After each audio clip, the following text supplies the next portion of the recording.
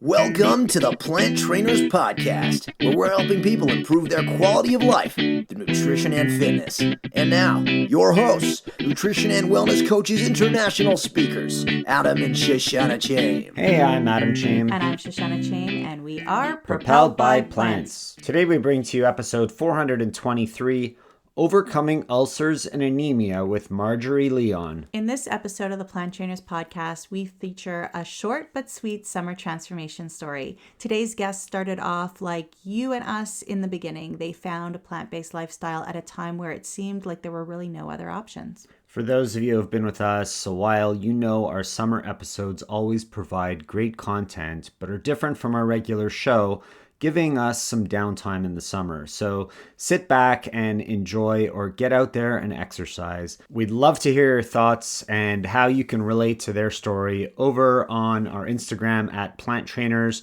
We'll be back in a few weeks. Enjoy the show. School lunches, the planning, the dinners, the new plant-based recipes. It is all too much to handle, but don't worry. We have prepared a bundle for you. We've put together our Easy Book Recipe for Parents, e-cookbook, School Lunch Planner, Meal Planning Mastery, and Picky Eater program. 4 of our most popular programs worth over $200 for just $49. Check it out in the show notes or go to bit.ly/BTSB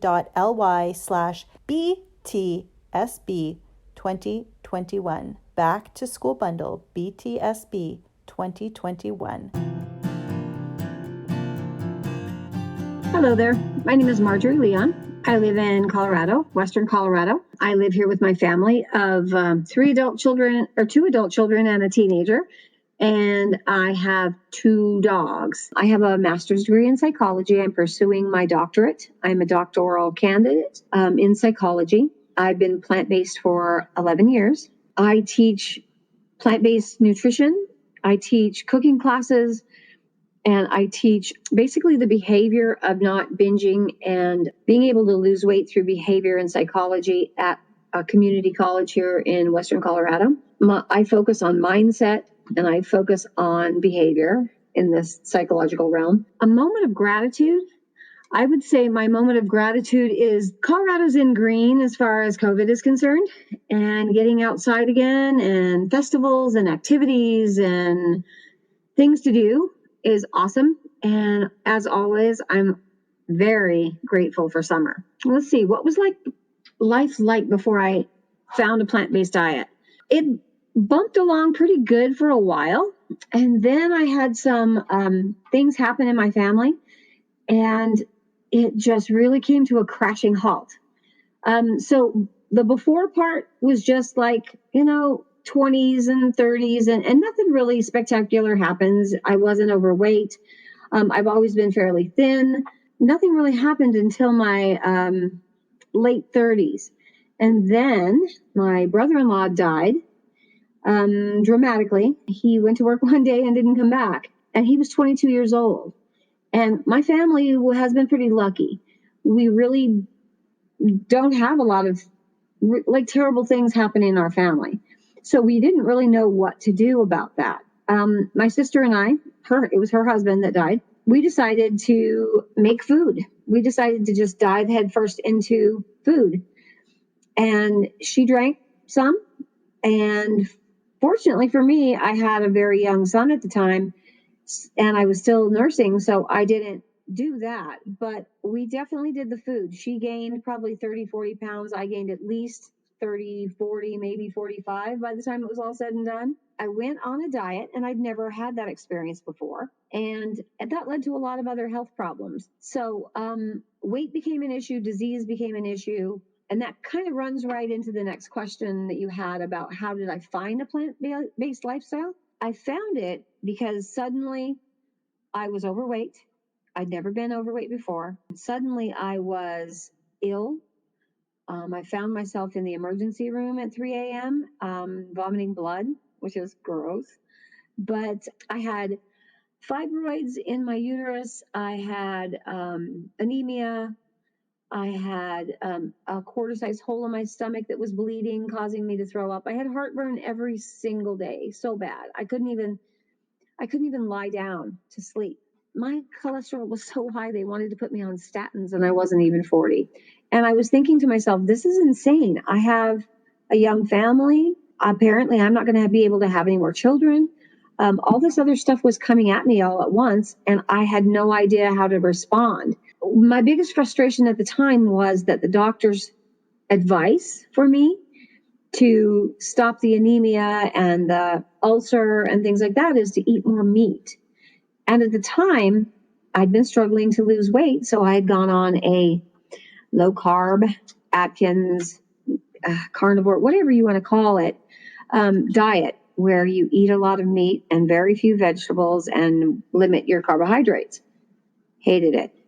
Not only do I love my potatoes and my starches and my grains, but it led to all of those other problems being exacerbated. And I did lose the weight. I will be completely honest. I lost the weight, but I really mortgaged my long-term health by losing the weight that way. So when they told me straight to my face in the hospital to eat more meat, I laughed because it was not humanly possible to eat more meat than I was eating at the time. And I was very, very ill for it. So I came across Forks Over Knives. My husband had brought home a cooking video because he knew I loved to cook, and that was my passion. Well, it turns out that this cooking video was not a cooking video. It was Forks Over Knives. So we sat and watched it, and I discovered Engine 2, and I've discovered Pam Popper and Dr. Campbell and Dr. Esselstyn and all of those fantastic mentors along the way. And all of a sudden it made sense. And I switched that day. I didn't even, there was no hesitation at all. It was just get rid of everything. The dogs ate really good for a while.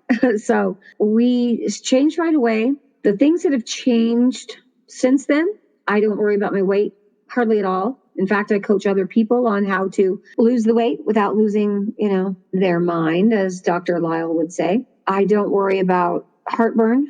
I don't take any medications at all, and I'm getting towards the end of my 50s, and I don't have to worry about any of those things. I had my fibroids basically melted away, and I was able to have another child. So I had another child after that when they told me I was going to have surgery and possibly a hysterectomy. So my life has completely changed, and it's kind of morphed back to the way it was when I was in my 20s and 30s, whereas I don't worry about anything. I don't worry about too much weight. I don't worry about the anemia. I don't worry about ulcers and things like that. And I definitely don't worry about the words that they were using at the hospital, such as cancer and surgery and life as I knew it being kind of over. So those are things that have changed. I'm interrupting this podcast quickly because I know what you have on your mind. School lunches, family dinners, soccer practices, webinars, Zoom meetings, more plant-based recipes that you know that you want to incorporate, but you're too scared that you're going to mess up or they simply won't eat it. It is all just too much to handle unless you're fully prepared. Don't worry, I've got you covered. I've been doing and teaching it for years. We have bundled up our easy recipes book for parents. We've bundled up our school lunch planner, meal planning mastery, and picky eater program. That's 4 of our most popular ebooks and courses worth over $200 for only $49. We must be cuckoo, but we want you to feel at ease and be successful after a crazy year. So be sure to pick it up now. This deal's not going to last long, so head over to our show notes or go to bit.ly/BTSB 2021. That's bit.ly/back to school bundle, BTSB 2021, and pick it up now. Back to the show. What was really challenging? I've always loved vegetables. I've always loved them. So the lifestyle itself fit me like a glove. I think the biggest challenge was getting other people to understand why I did it. From my young children at the time, they jumped on board. As teenagers, they kind of balked a little bit, but we all have teenagers who want to rebel around things that the family kind of believes in. But other people didn't seem to understand why suddenly, I was a vegetarian. And I used the word vegan for a really long time, and this is my decision only, and it has no bearing on anybody else's, but I stopped using that particular word because it just made people stand back and kind of think that I was some kind of crazy zealot, some kind of religious fervor for something. And they couldn't understand it. And that was the toughest part. As far as following the plant-based lifestyle, nothing could have been easier.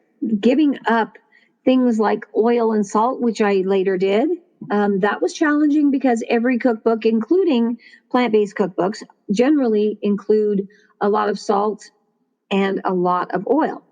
So those are things that I continue to work on. What advice would I have for other people on this journey? Be patient with yourself. Be patient with other people. They always say when somebody learns something brand new that is life altering like this, you should be locked up for like 3 months because your zeal for it is going to be almost explosive. I would say not necessarily lock somebody up, but just temper it. Be patient with yourself. Be patient with other people, and understand that this is a very difficult thing to understand for most people. To give up something that they feel is super important to their health and their welfare, which is protein. And the protein myth will continue to thrive for who knows how much longer. But just be patient. I think that would probably be the best advice I would give. Educate yourself and enjoy yourself. Find the things that you really like. If you're not a kale addict, then don't eat kale. If you don't like tempeh or tofu or whatever it is, just don't eat that.